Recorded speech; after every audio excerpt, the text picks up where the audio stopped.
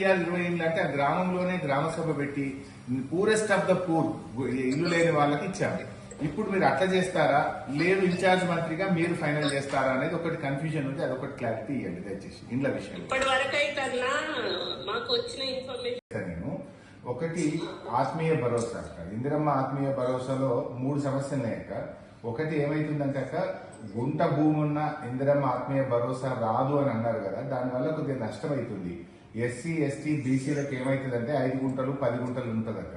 5 గుంటలు ఉంటే రైతు భరోసా కింద వాళ్ళకు 750 వానకాలం 750 యాసంగి 1500 రూపాయలు వస్తుంది. ఆ 5 గుంటలు లేకపోతే 12,000 వస్తుంది. సో 10 గుంటలు ఉంటే 3,000 వస్తుంది. 20 గుంటలు ఉంటే 6,000 వస్తుంది.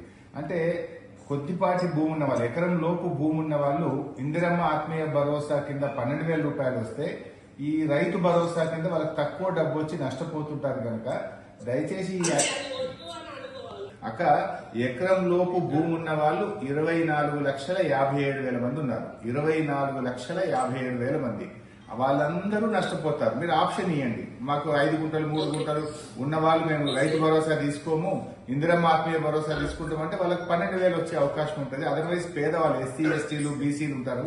ఇది ఒక్కటి మీరు కన్సిడర్ చేయాలనేది నా రిక్వెస్ట్.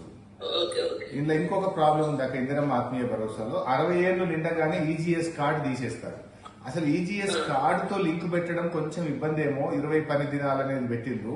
నిజంగా ఊర్లో గ్రామ సభ పెట్టి మీరు వ్యవసాయ కూలియా కాదా కూలి చేస్తేనే ఇవ్వండి, కానీ ఈజీఎస్ కార్డు లింక్ పెట్టడం వల్ల 60 ఏళ్ళు దాటగానే ఈజీఎస్ కార్డు తీసేస్తారు. ఒకటి 20 పని దినాలు అనడం వల్ల కొంత ఫిల్టర్ అయిపోతున్నారు. ముఖ్యంగా ఎకరం లోపు భూమి ఉన్న వాళ్ళు. ఈ 3 అంశాల మీద దయచేసి మీరు కొంత క్లారిటీ ఇవ్వండి. అంటే 60 ఏళ్ళు దాటిన వాళ్ళకి ఈజీఎస్ కార్డు ఉండదు, కానీ వాళ్ళు కూలికి పోతుంటారు. అటువంటి వాళ్ళని కూడా కన్సిడర్ చేయాలని నా రిక్వెస్ట్. ఇది ఆత్మీయ భరోసా. ఇక ఇండ్ల విషయంలో నా రిక్వెస్ట్